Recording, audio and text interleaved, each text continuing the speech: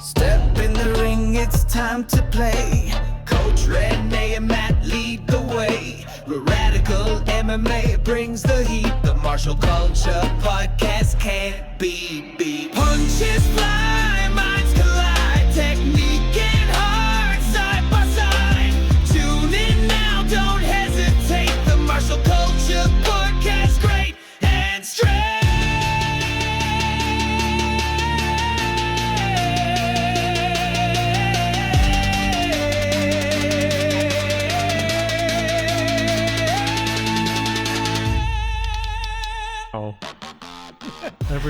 Every week, it just rouses up. So, how are you, Mr. Matt Peters? I'm fantastic. All right. Awesome. So, unfortunately, we have some news that the Hulkster, Hulk Hogan, passed away today. Yeah. Did you hear it? I did. Yeah. Heart attack. 71. 71. Yeah. Huh. That's actually outlived my expectations. Considering the amount of steroids he probably has in his body. Yeah. And you know, it's interesting because you see a lot of people who are obviously steroid users just die in their 50s and 60s, or they get very common for people who abuse steroids to get diverticulitis too. So even when they're not having heart issues, although that's very common, the heart just cannot handle the workload. So I even know someone personally who was unfortunately kind of forced to take steroids for professional sports, not fighting sports, and had to have heart bypass surgery in his 50s and saved his life. So I'm actually surprised Hulk Hogan lasted that long. So did you watch pro wrestling as a kid? I did. Yeah. I was. Can I ask you a question? What drew you to pro wrestling? Probably the outfits. The outfits? Oh, really? I mean, I was introduced because I had an older brother. Spandex. I do like spandex, yeah. My older brother was watching it, and then my grandpa watched it, and it was just, it was sports. At least we thought it was. I mean, it is sports. Probably the flashy as a child, just being drawn to like big acrobatic moves and flashy. It was the moves that drew you, not the storylines, or was it both? I didn't really understand the storylines when I first started watching them. Yeah, I didn't really get into that. And then even the action, as I got older, it was kind of like, why are you guys talking before the fight? Just go fight. I like that. So personally, I detest professional wrestling. Yeah, I've always detested it, and yet. I understand that it's a big draw. There's a lot of UFC fighters that were inspired by professional wrestling. And there are a lot of martial art people who I really respect who are like absolute devoted fans of professional wrestling. I'm like, how do you watch this garbage? Shamrock, Ken Shamrock he fought in the WWE. Yeah, for sure. So many. Yeah. And some people who never crossed over to professional wrestling, but find it very entertaining. Yeah. I absolutely hated professional wrestling at the beginning. I think because even though when I was a kid, they were saying it was real, it was obviously not real. Yeah. It was obviously not. But I'm going to tell you a story that happened to me. So I've had to eat crow on this hating professional wrestling thing for a number of times. So the first is people don't realize that just going back historically, MMA would not exist in its modern form if it wasn't for professional wrestling. It just wouldn't. Now, professional wrestling back then, 100 years ago, was actually real. It was real mostly. So they would have these fights, these matches, and it was very often no time limit, and no holds barred meant everything in, and then or there was just grappling matches, and then with certain restrictions, and then there was a shoot, which was an MMA match. No holds barred actually did not mean, as far as I understand it, did not mean you couldn't punch. You couldn't punch, but you could slap. MMA, like a shoot, was everything. No holds barred meant no submission holds barred. You could wrist lock him, leg lock him, neck crank him, whatever, right? As far as I understand it. And I think that definition is kind of like depends on who you ask, right? But the Gracies and were able to test their style because of the professional wrestling organizations that existed 100 years ago. Mm-hmm. There were the opponents. Who are the most people the Gracies fight? They mostly fought professional wrestlers. Mm-hmm. Wow. Right. I mean, so that being said, it was real. They would never do the fake, though. The missing. Do you know how many brothers Elio has? You heard of Elio and Carlos Gracie, right? Sure. The founders, right? Yeah. Right. You couldn't ask, right? Right. Because it's just those two, right? Yeah. Right. No, there's Osvaldo and there's Gaston, and I forgot his name. Shoot. Yeah, I think that's the name. So, shoot, I forgot his name. I think it's Gaston, right? Anyway, but Osvaldo just kind of like petered out and I don't know, became an accountant or something. Typical Osvaldo. Yeah, exactly. Where's Osvaldo? Count it.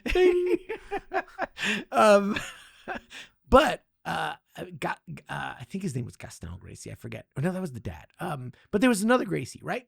And he was actually better than Carlos and Elio. He was better, but he kind of like got attracted to the pro wrestling lifestyle and then started doing fake matches because it's less damage on the body, I guess, back then or whatever. It's just more money. And the reason why they had fake matches because just like today, most grappling is only interested in people, but only really interesting to people who understand grappling because there's so many little details and it can be very boring unless you really know what's happening. It's not spectator friendly. So like, oh, if we just kind of like play around, we can make it more entertaining.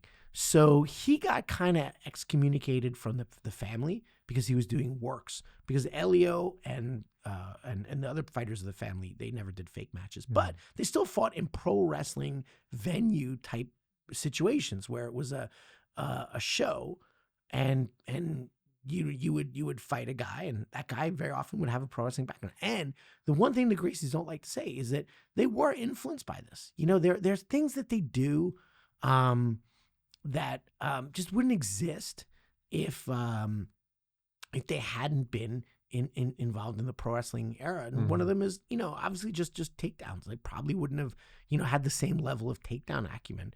And they wouldn't have never transitioned to Nogi.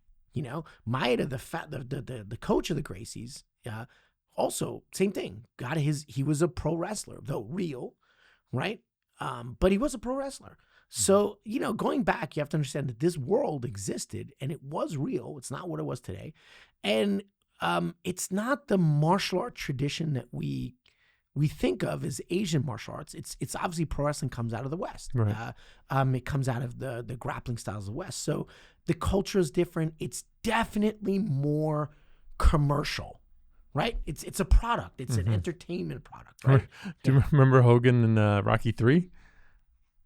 I don't remember. Oh, right. He does like exhibition match. Exhibition match. Yeah. Right.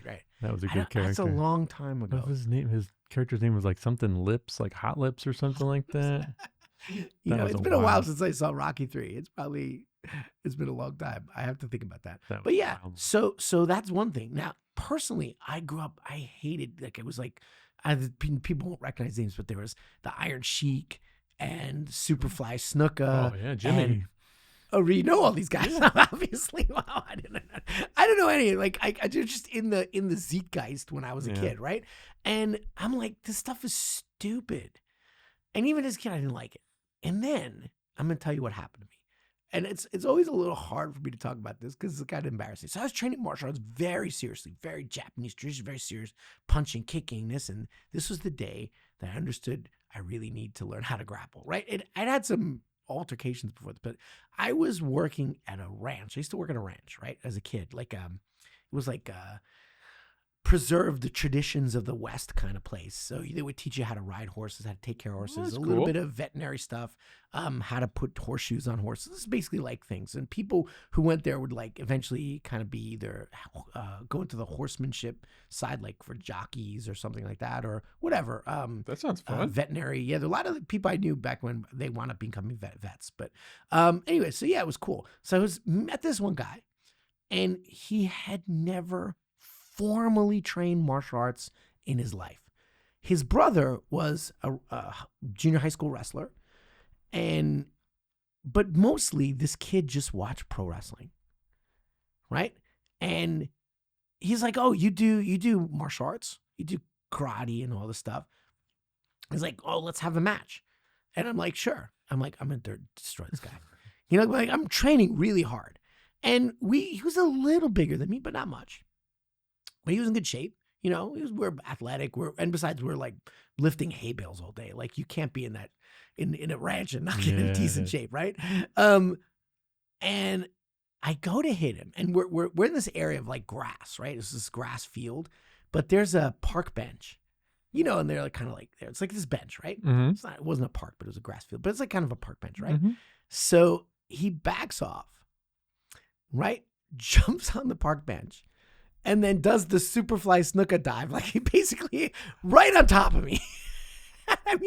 And I had no idea what to do. He landed right on top of me. Oh my God. We hit the ground, and he did to me what I now know is an Americana lock, which is a bent arm lock. He had never, by his admission, practiced it before on a person. He had just seen it in pro wrestling. That's the American lock, I know, it's like completely embarrassing. And I'm sitting there, I'm like, what the fuck just happened? Like this guy did a big like flying squirrel dive on me, smoshed me. He landed right on my head because he really jumped up. He got height, and he just basically, I remember his belly just smushing into my head. Oh my God. And then we fell to the ground, and they put me in Americana. And I'm like sitting there, what the freaking hell was all this training for if a guy with no training? Yeah. And then we went again. And actually, the funny thing, I could tell going back, like thinking about it back, he did have some training from his brother. His brother was a junior high school wrestler and like a high school wrestler, something like that. And he had some serious training in understanding the foundations of shots. So the double legs and single legs. And so now I know what he did is he came under me, did a high crotch, a high C, grabbing one leg, and then picked me up and double legged me. And then Americana me again. And I'm like, God damn it. Like from that moment on, it was one of those moments where I was like, I need to learn what to do when somebody grabs me. I had some other moments too, but it was just one of those moments where I was like, shoot, I need to learn how to grapple. And you loved wrestling ever since? No, never. Oh. But it was very infuriating because I'm like, how does this kid who just watches pro wrestling beat me? And it wasn't like to the death match, but it's just, it showed like how I just didn't know what to do when somebody just smashed their weight against me. What do you expect? How do you train for a Superfly Snuka jump from the top ropes? That's untrainable. Well, right now, I'd be like, it's so. It's actually, it's not so unlike some of the moves they're doing now. Like when they kick off the cage and jump in the air and punch you. So that's kind of similar stuff, right? But anyway, it's not realistic. Like you're not using that in a street fight. You know what? If you're in a tight space and using your environment to your advantage in different creative ways is not a bad thing. Now, I'm not saying that move is, it's absolutely great for the street, but given a certain circumstance, Batman it could be uses used. Yeah, I know, right? Jackie Chan too. You climb up the wall and run away. But honestly, understanding your environment and how to use it as a weapon, very, very important. Mm-hmm. But yeah, so that was like my teeth gritting, just like eat crow moment of like, well, I guess pro wrestling has something going on here. And then, but if you look at who was the first people that Royce Gracie fought in the UFC, the very first one, fought Frank Shamrock. Where did Frank Shamrock come from? Pro wrestling, but Japanese hard style, which was half real, half fake. Mm. And then he went from there to full shoot pro wrestling, which was a ring called Pancrase, which was basically MMA with no punching the face. You could just slap them to the face. And this type of fighting is called shoot fighting. It was this like kind of hybrid MMA style that developed completely out of the pro wrestling world, right? Completely out of the pro wrestling world, but expressed more reality than most martial artists were willing to train in at that time. So karate striker guys would striker, judo guys would do judo. Like these the freewheeling culture of pro wrestling allowed them to be much freer in their expression of fighting. And I'm telling you, this Pancras Ken Shamrock had some beautiful striking, kicking. His kicks were very, very good. His grappling was, of course, not bad. His takedowns were very good, and his leg locks were astoundingly good for that time. Mm-hmm. You know, that's like a proto mixed martial art there. And then the person who created the paradigm for modern mixed martial arts was his little brother, Frank, who said conditioning, high-level striking, high-level wrestling, high-level ground fighting combined in a seamless manner. Boom. That's it. That's the modern MMA athlete. And we all owe that debt. God, I'm still frustrated. I can't even say it. But we owe that debt to pro wrestling, you know, to create these venues of competition. Mm-hmm. And the razzmatazz of modern MMA is like, you know, kind of pro wrestling. You never want to put on a costume and just dance around and like jump on people? Come on, you look like a costume guy. What do you dress up as Halloween? I never dress up as Halloween. Oh. And you know what? I just don't find it that fun. Maybe I'm not creative enough. Well, this year, you're Hulk Hogan. I'm a little short and not muscular enough. And I have hair. So it's kind of interesting that, you know, we have to see the debt that we have to pro wrestling and Hulk Hogan too, because he was the face of pro wrestling for years and made it huge. And of course, after him came all these other guys, but he was the first big, I remember, the big wrestling superstar. Yeah. He was on TV commercials and stuff, I remember. Yeah. Was it like Hawaiian Punch or something? I forgot what TV commercial it was. Sounds right. I don't remember. Something. He wasn't my favorite, but he was definitely. Who is your favorite? Razor Ramon. Razor Ramon. Yeah. Oh, I thought you were gonna say Reggie, Matt, but Macho Man Savage. He was pretty good. He was pretty good. Oh my gosh! Now Heaven can have some cool matches because Macho Man's up there and Hulk Hogan's up right. there. Macho Man died too. Yeah. Yeah. Razor Ramon was like this cool, I think maybe Puerto Rican, but maybe just regular white guy that kind of did like brown face. Oh, it was hard to tell. Italian maybe, but he was cool. The 80s. Ladies loved him. Oh, really? Oh, yeah. And it's interesting how, just funny you say that, how like too. pro wrestling can always truck in these like these tropes that are very, very un-PC, and yet they're just like what it is. I mean, during the Iraq War, it was the high time for anti-Middle Eastern hate. Oh yeah, and I guess they just Iron ran with Sheik, it. you know, Oh yeah. But anyway, so that's that. It's and rest in peace for ill or for good, whatever, you know. He just opened a restaurant in New York. Hulk Hogan opened a restaurant in New York? Really? Real American Bar. Oh, really? Is it in like Times Square or something? It's right near Penn Station. Really? I don't think it's officially open yet, but he announced that it was like construction was almost done and whatever. Do you know what did he die of a heart attack or Yeah. what? Yeah. That's figures. And I mean, this is a danger of steroids. Let's be honest here. You know, and let me tell you, a lot of combat sports today are like steroid Olympics. You know, that being said, the testing in the UFC is more robust than it was 20 years ago, though I think it could be better. But in many grappling leagues, they're like, we don't test. And then for a long time in Pride, they would have a contract that said, we will never test you for steroids. And then all these guys are dead. They're like, all these guys who fought in Pride back in then, and there were just these massive, huge steroided out guys. They're all dead. They all died of a heart attack. Or they're like, look at what's his name? He went from pro wrestling to MMA. Big guy. Lesnar? Lesnar, yes, thank you, Lesnar. He has horrible diverticulitis, which for those who don't know, it's like basically your intestines are they get too big from the steroids, because the steroids. You ever see guys who do steroids and get a little older? They get what's called a gorilla gut, so their gut kind of sticks out. That's called gorilla gut, and it's because when you're on particularly human growth hormone, your lower intestines grow larger because the growth hormone amounts are very large when you're going through puberty to grow your intestine, right?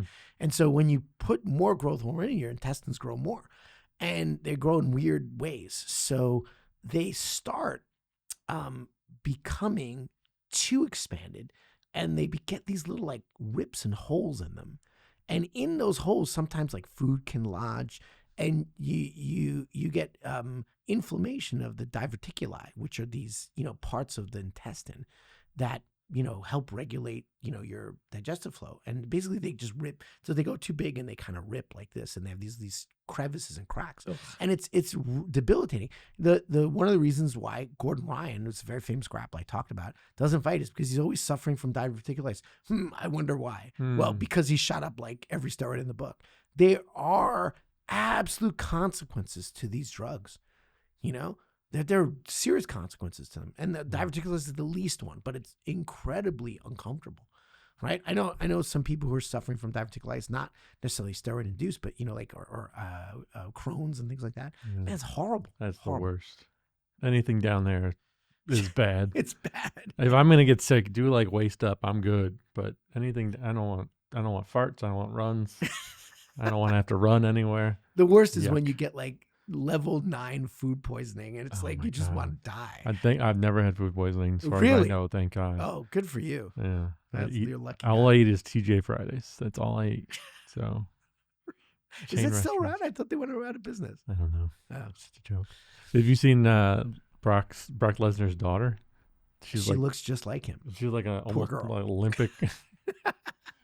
But I don't know if she's, hopefully she's not doing steroids, but she's huge. No, she's huge. Yeah, that's the thing. She is? Yeah, she's she's huge. You're right. Yeah. That's the thing is like Brock Lesnar was, as a kid, huge. Yeah. Before he took the steroids. Why did he do it? Yeah, I know. I mean, you know what it was? I think because he needed to look more comic booky for the comic book element of steroid, like pro wrestling. Because like you look at guys in the MMA, and sometimes they just don't look athletic, even though they are, because our image of what an athlete looks like is very, very skewed by Hollywood and entertainment. Look at Tyson Fury or Anthony Joshua or Ruiz, all these boxers. They kind of got dad bods. It doesn't matter. Like you don't need that like sculpted bodybuilder look to be a fighter. You don't, right? In actuality, a lot of times you do that bodybuilding stuff, it detracts tremendously from your performance as a fighter. So, but our image of like, masculinity changed, and it's like Schwarzenegger, Stallone, they kind of like, they kind of like put this atmosphere of like sculpted muscles. Just like the CoverGirl models and Cindy Crawford's. We got He-Man and Arnold Schwarzenegger. Yeah, and at some level, if you chase these like really unrealistic body types, it's just kind of you're going to be a very unhappy person. That's why I've never taken steroids. People probably won't believe that because I'm ripped, but I'm natural. You're all natural. All natural. Natty Matt. Just what my mom gave me. That's all I got. Right? No. You never were tempted? No. Really? You probably got offered. Yeah, many times, even recently. They're like, there's like these kind of weird like treatments they have now that kind of involve good things, which are like stem cells and stuff, but they're like mixed in this cocktail of other stuff. What about like, as men, we get older and we lose testosterone levels. Do you ever think about like TRT? That's interesting because I think my wife and I, we're like, trying to have kids and stuff, right? And, at 55, I'm doing a lot of testing to see if everything's okay down there. And if it's not, you have to like, it's okay. Looks good. Thank you. Like if we're the pipes are doing the work they need to do. So, obviously, hormonal therapy, therapeutic hormonal therapy is something very important for a lot of people my age. And I also know some people who are really seriously low testosterone because they just, some of them did do steroids as young, and then they just, to get to that normal level, they have to supplement now because their body can't actually create it on their own. So they're not like trying to abuse, they're just trying to get back to to the baseline. And then I know people who just, for whatever genetic reason, their testosterone plummets. I mean, it starts going down in your 40s. So I think, one, if you're not competing And 2, you have doctor supervised medical reason for doing things. Of course, that's fine. But again, the other thing is you're not competing because there's just too many variables of like what's fair, what's not fair, you know? And it brings us to a big conversation. But I guess I don't know if you were open about that you did like, hey, I'm 65 and I do testosterone replacement therapy. And then you go into the tournament, they're like, okay, well, you got this medical waiver. That's fine. But what happened in the UFC? All these guys got medical waivers, but then everybody got a medical waiver. Like, no. Yeah. You, Mr. Vitor Belfort, should not have a medical waiver. You know, like TRT beat Vitor Belfort, non-TRT beat, but it's like 2 different athletes, you know? But was I ever tempted? No. Dan Gable said something really cool. Dan Gable, very famous wrestler, won the Olympics. He heard before the Olympics that the best Russian guy that the Soviet Union wrestler they had, the best guy in the world that he was going to fight, that's the guy who was going to meet in the finals. He heard he was taking steroids. He goes, good. That means he's mentally weak. Ooh. And you know what? I've met a lot of guys on steroids, and most of the time they're mentally weak. He's right. They didn't go through the awful grind, wake up at 3 a.m. because everything hurts and still hit that alarm button, going out and run.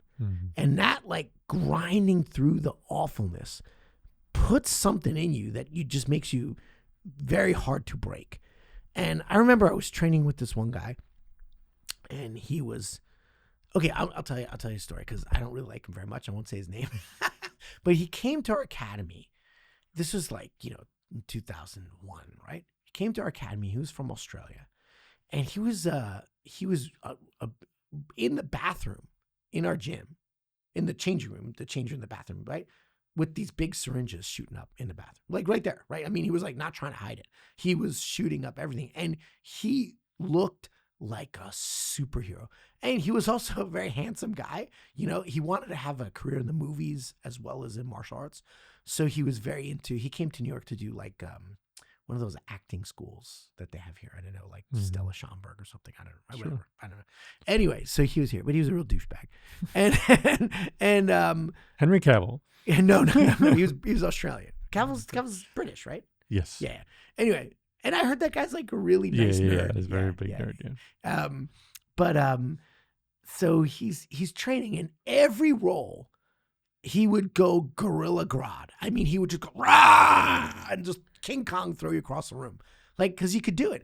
And he was only about 185 pounds, but the guy was unbelievably godlike strong. I'm like, you're not supposed to be this strong. So I put him in this arm lock. This actually changed my game. So I put him in an arm bar from the bottom. You ever see the arm bar where the guys wrap their legs, around the neck and the arm and the underneath it from the guard, right? So I put him in the arm bar like guard. And I was, okay, I'm not like I am now. I was actually in shape, I was 165 or so, right? About 165, around there, right? And he does this. Look at me. He just lifted you. Holy cow. One-handed lifted me in the air. Oh, my God. Everybody in the gym's like, what the fuck? He just lifted me off the floor. And I'm like, I'm just sitting there. And he goes, boom, and just smashes Oh, my me God. back That's down. like a scene out of a Superman movie or something. Yeah, but that's what Jesus he was. Christ. He was freaking Gorilla Grodd. Like this guy, he was like Superman's nemesis. He's a gorilla. Like that, right? He's just huge, crazy primate. And he had like no interest in actually refining his technique. Everything was, that's the thing about people who take steroids, is their world is power, strength, explosiveness. That's the world. And especially like, just change the conversation for a second. Look at all the guys recently. One example, all the guys who come over from football, professional football, to try to make it in MMA, they all wash out. And yet they are insanely strong. Some of them previously on steroids, some not. I think probably all actually are, whatever. But recently there was one guy and he came over from NFL and he just got murked. Like obviously he's been training for a while, but they always wash out because their mentality is just like power, explosiveness, crush, Hulk smash. And you're not going to get good just thinking like that. It's just like stupidity. Even Brock Lesnar, I have to say, he's on steroids, but that guy had a amazing competitive career as an amateur wrestler, and he was not like just strong. He legitimately had he had a beautiful bars and guard takedown, a double leg kind of variation, single, double, whatever you want to call it. But beautiful takedowns, some great controls, and really took his time to try to understand jiu-jitsu too. He actually tapped out Shane Carn with an arm triangle. People don't realize that. It was pretty technical. So, he was an idiot, even though he was on steroids. It's one of the reasons why he was a champion. Like, he's not an idiot. He had real training. But so going back to the story, this guy picks me up and slams me. And I managed to get behind him, right? I scramble, get behind him, get on his back, right? And he tries to do the back, the back flip. You know what I'm talking about? So he stands up. Right? I'm on his back and he jumps back. Oh my God. Yeah. That's irresponsible. Well, it was, yeah. I remember that he jumps backwards and tries to smash me on the ground. Right? And I just took my break. I just held on, took the fall. And then I just held him and I back mounted him. And he's trying to get up. He does escape my back mount. Right? He does escape my back mount. Right? But I'm mounting him. And then I see him just look in his eyes. He broke. He breaks, like right there, shattered. He's like, and he goes to tap out. And my teacher goes, no, you can't tap out now. Like to tired, you can't do that. You can't cardio tap. He's like, no. You got to keep going. He goes, and I took his back and choked him out, right? Because he just gave up. Oh, wow. Like he had no fight left him. After his power didn't work, he's like, okay, I got nothing else. All right, whatever. And he's exhausted. He just blew his wad. And Russell Crowe. Russell Crowe? Was it Russell Crowe, wasn't it? No. I was trying to... No. Actually, Russell Crowe is not a bad boxer. All right, I'll keep thinking. Yeah. No. I don't think he ever made it in the films. Like, yeah. I don't even remember his name. I think it was Kevin something. I forgot. Kevin Sorbo. Kevin.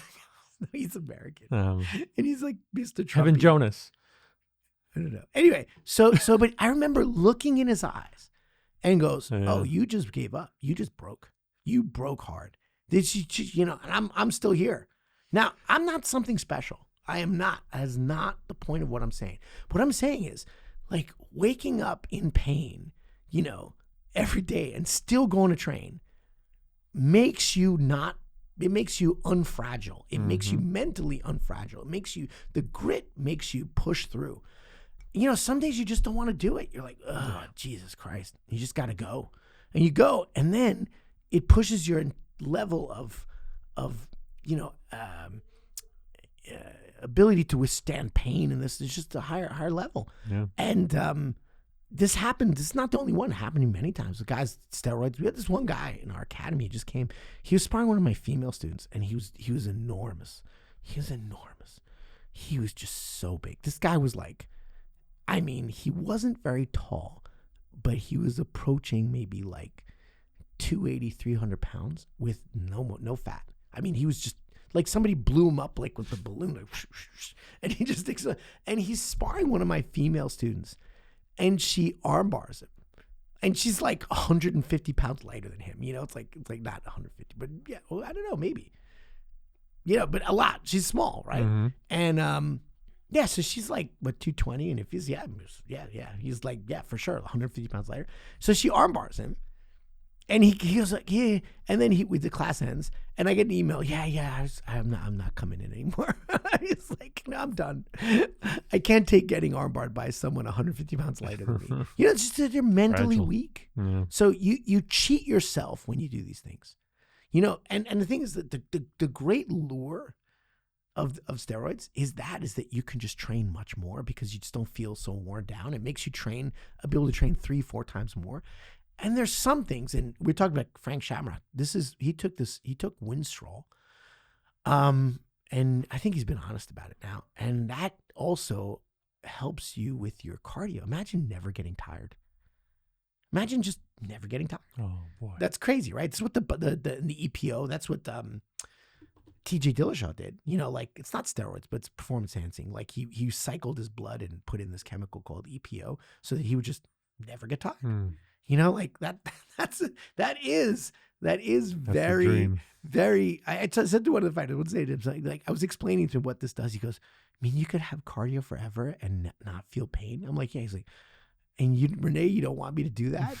I'm like, no, I don't, buddy. He's looking at me. He's like, imagine a world where I never get tired and I never wake up in pain. And you could see it in his head. He was like, it was like heaven. And I'm like, no, that's not heaven. That's actually hell, because the price you have to pay for all that stuff is huge. You know, it's huge. So it was kind of funny. Mm-hmm. Anyway, so that's my 2 cents on steroids. One thing I do want to talk about before we go. Can we talk about one thing? Of course. Right. So we had the UFC this weekend. Max Holloway versus Dustin Poirier.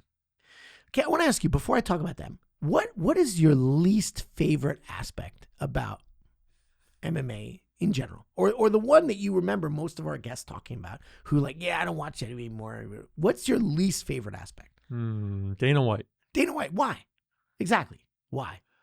The show. Yeah, he's all a that douche, bullshit. because he's a douchebag, Yeah, right? he's an Yeah. asshole, And what about like, you know, like when Conor McGregor like punches an old man in the face in a bar because he won't take a drink with him or something? Like, it's just the behavior is like awful, right? Yeah, children. There's so many examples of people acting like complete, utter douchebags. Mm-hmm. And representing martial arts really badly. Mm-hmm. And this is why MMA gets a bad rap. And I talk to all these people who really love martial arts and like, yeah, I don't really watch MMA anymore because, you know, it's just like a lot of jerks and things like that. I'm like, I can't disagree with you. Mm-hmm. But this weekend, you see that the problem is the troublemakers are the ones that get all the press. Sure. There's so many times where I've seen really incredibly wonderful behavior in the cage, because MMA fighters are just human beings. There's good and bad, just like the rest of us. They're just a population. And within that population, you're going to get jerks. You get people, again, abusing drugs or steroids or whatever. And then you're going to get all the really cool people who you can say, wow, this guy is a guy I want to be like George St. Pierre, Demetrius Johnson, Habib. You know, all these guys who are like, they're classy, they're cool, they're martial artists. They're people you're like, you wouldn't mind introducing your parents to, you know, or your daughter or whatever, you know, like they're people you would respect being with, versus like some crazy, you know, person whose id is out of control, you know? Sure. And this weekend, you had these 2 champions fighting for the BMF belt. It's Poirier's retirement fight. It's his last fight. And they go at it like crazy. I mean, they are going at it. It was an exciting match. 1 round, Ferguson drops Poirier. And a minute later, Poirier drops Ferguson. Damn. It's like crazy back and forth. And it started out real MMA where it was striking, wrestling, ground mixed together. Towards the end, they got tired. They just started boxing because they got really tired. But it was a really great MMA match and heart on display. No quit. In 1 round, Poirier gets poked in the eye accidentally. Max like, oh, I'm sorry. He's like, no, let's keep going. Let's go. Forget it. And there's another one like nut shot. He's like, no, let's go. Keep going. Like, it was just like, no, we're gonna push. Yeah. We're not gonna whine about it. Let's go. And it was like display of like toughness and grit.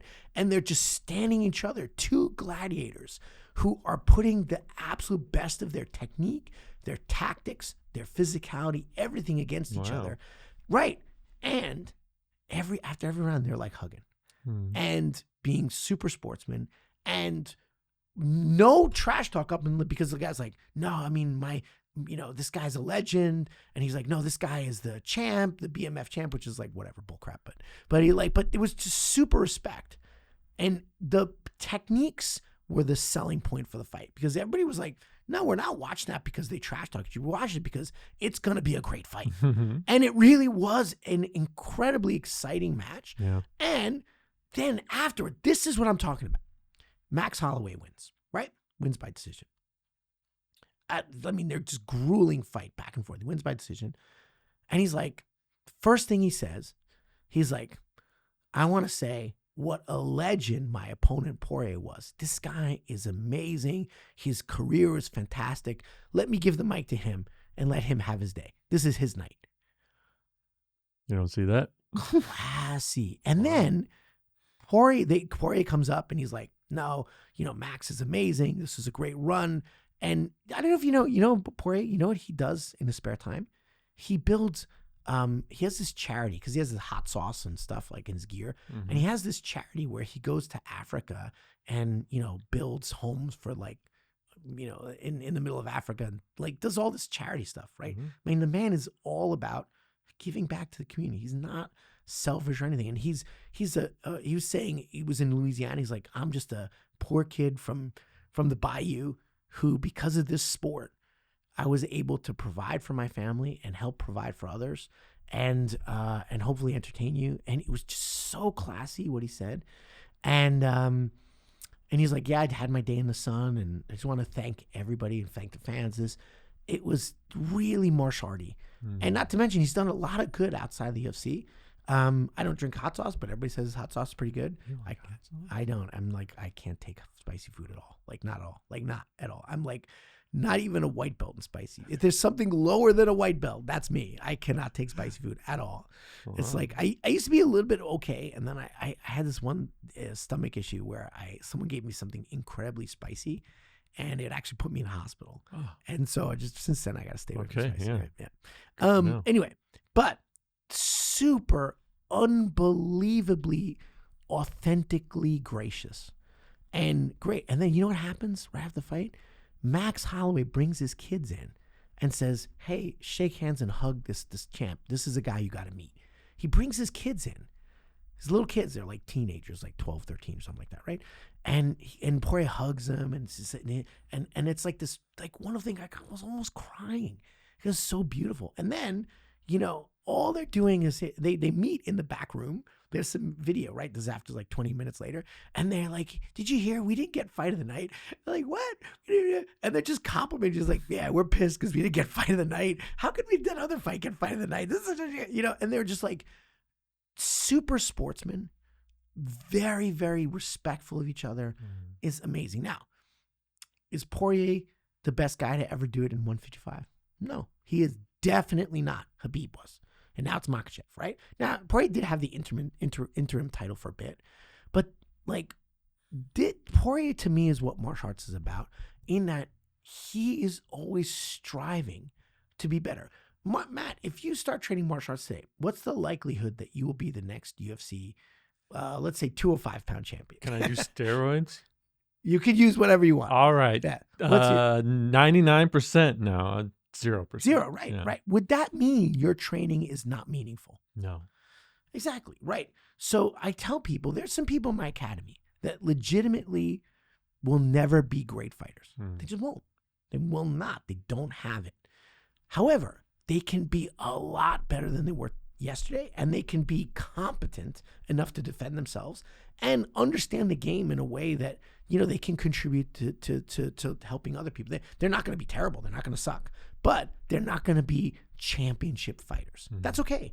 Not everybody can do that, right? And genetically, right? Or emotionally, right? Even my master, Steve, I always talk about him, and he's a really interesting guy for me because he's an amazing judoka, but absolutely hates competing.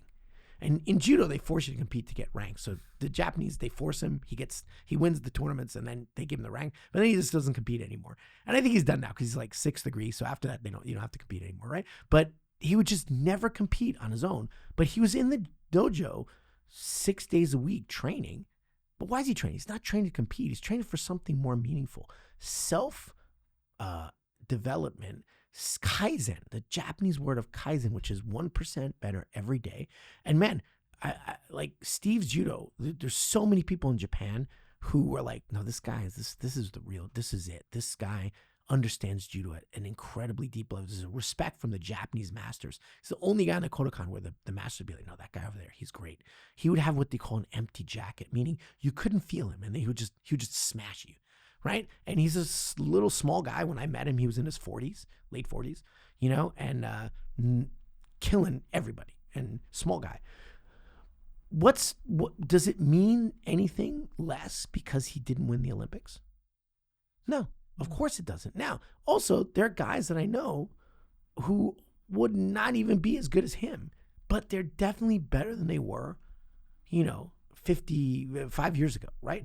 The journey and the grit and the grind are where it's meaning, not the destination. Sure. And Poirier was never the official UFC champ, but this guy inspired a lot of people, acted like a gentleman every single time. Every single time. Always. Even Habib, when Habib would say, no, this guy's a gentleman. I enjoy fighting him. Unlike, Conor, and this guy's a gentleman, right? And that's what it's about, man. Yeah. That's exactly what it's about. Now, you could point to all the bad behavior, but the thing is we have to say when there's really good behavior, let's put it, because nobody talks about it. Because it's like, oh, it's good behavior, whatever, not interesting, doesn't make news. Conor McGregor taking a dolly and smashing the bus window. Oh, let's talk about it for the next 5 years, So it's unfortunate, but there's many examples of people being really great sportsmen in MMA. And I would actually say more examples of good behavior than bad, although the bad behavior is there, unfortunately, sometimes, But this is the guy. That's martial arts, man. That's the life. Coming from nowhere, this little gym in the middle of like Louisiana, then, eventually moving to a Brazilian top team to get the higher level training, and then getting the UFC and fighting at the highest level. Yeah, okay, he wasn't the long-term champion, but still great. Provided for his family, like you said. And honestly, being amazing. He was a terrible striker in the beginning when he started. He was just a grappler. But while he ended, his striking is very, very nice. He's one of the, top strikers in the 155 division, and he outstruck Conor. He kicked Conor and busted his leg, and knocked him out. And so, hats off to him. Great behavior, no steroids, just hot sauce. Just hot sauce. And yeah. Grit. It must be gotta be the hot sauce. That instead of steroids, everybody should do hot sauce. Yes. See what happens. Inject hot sauce. Yikes. No, not ammonia or whatever. Anyway, so that's my 2-bit. And just like people training. Yeah. What is the purpose of your training? Your purpose is, I'm gonna be a champion. That's just such a low bar. Be something more than a champion. Be better every single day. Like, I don't compete anymore. And you said the other day, well, I compete, but I don't train. I don't show up in the gym every day to compete. Well, obviously it's my job now, but I show up because I legitimately have this love for what I do, and I love experimenting, exploring the possibilities of movement. I had this one student, Brian, and shout out to Brian, who's taking a little vacation, a couple days, but we were after class just discussing technique, and I'm like this and this and this, and just his eyes light up. It was very meaningful to me, where I can say, hey, I'm contributing to this guy's game and helping him and hoping to go forward. Everybody can contribute, to something. Like, obviously I'm the rack guard guy, I'm nobody special, but I did make a contribution, so it's like, there's meaning in that. There's meaning in your struggle and your grit, Yeah. There you go. To be the champion of your own self. Exactly. Which is like such a cliche, but it's really true, And then comparison to others is the thief of joy, Oh, wow. That goes beyond fighting. Yeah, that's true, right? But if you're like, oh, I'm not the champ, I'm nothing, no, that's going to ruin your life. Oh, last hot topic. So what a coincidence. Remember we were talking about like black belts and how they're like can be meaningless? Guess what is going on right now? Okay, so there's this guy Derek Moneyberg. Have you ever heard of him? No, he sounds horrible. Yeah, he is. He's like this, like, I don't even know what he does, but he has like some like way to like get rich in investments, or I don't really know. But anyway, he has this like whole like online shtick of like, I teach you how to be a millionaire or something, right? But somehow he's roped all these different fighters into his web. And he's supposedly trained with them all the time. And he's been training for 3 years. And Jake Shields gave him his black belt. Now, there are examples of people training 3.5 years, then being very good. BJ Penn is one of them. But of course, he trained like 4 times a day.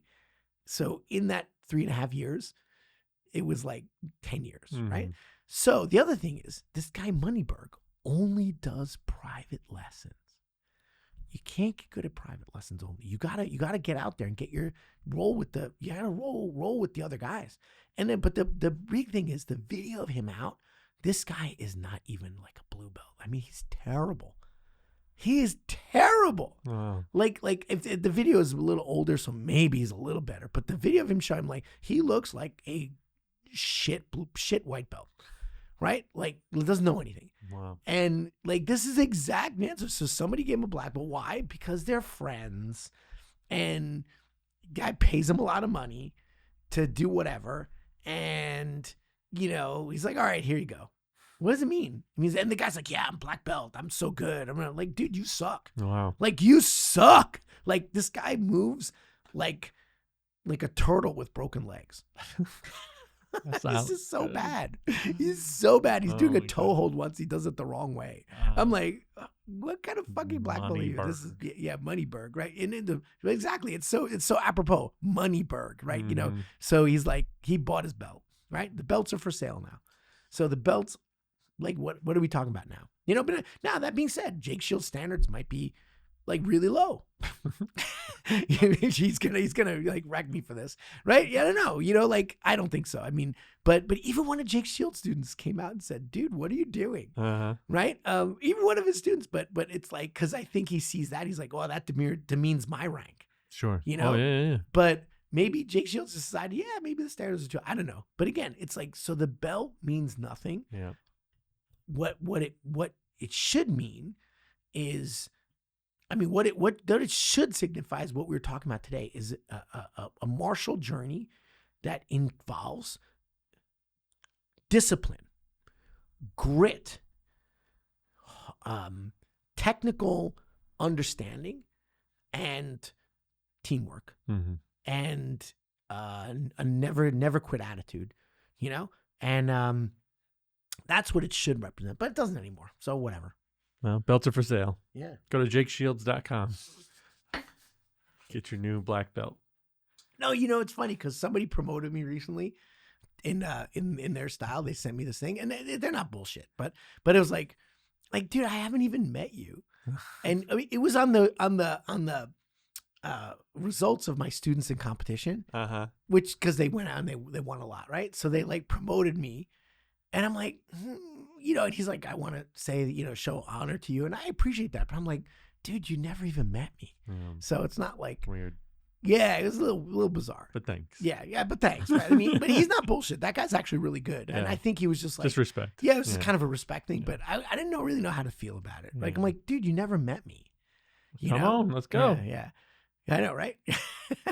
But he is actually a very cool guy and very good. And he's not like, you know, it's definitely not bullshit what he's doing, right? But I think it was just our students were demonstrating such across the board high quality. He's like, oh, this guy must really. He probably. He's like, I want to put him as a part of our association, like the higher kind of like guys or something. But I don't know. He wants you to promote him on the pod. Yeah, no, he's not like that. Oh. But I don't know. I tried to get you a plug, but he won't do it. It's weird. So I don't really talk about it now. Yeah. Right. If I meet him and we match and roll and things like that, and he's like, yeah, okay, then that's different, you know? Yeah. I mean, I know what I am. I don't need anybody to tell me what I am. I know what I am. Mel Gibson. He was the guy from Australia. No. Mel Gibson was already in America for a while. Liam Hemsworth. No. Although he kind of looked like him. Uh-oh. Yeah, like blonde. And his name was Kevin, so it was Kevin Hemsworth. It was Liam's brother. Imagine that. Oh no, my God. I don't think Liam Hemsworth was born 23 years ago. Kevin Hemsworth was. Exactly. Oh, that guy was such a douche. That guy was such a douchebag. Well, don't do steroids. Don't do steroids. And buy your black belt from jakeshields.com. All right. On that note, Bye. I'm going to get such hate mail. All right. Thank you, listeners. We're signing off. The fight is done. Lessons learned and battles won. The journey's long, but we've been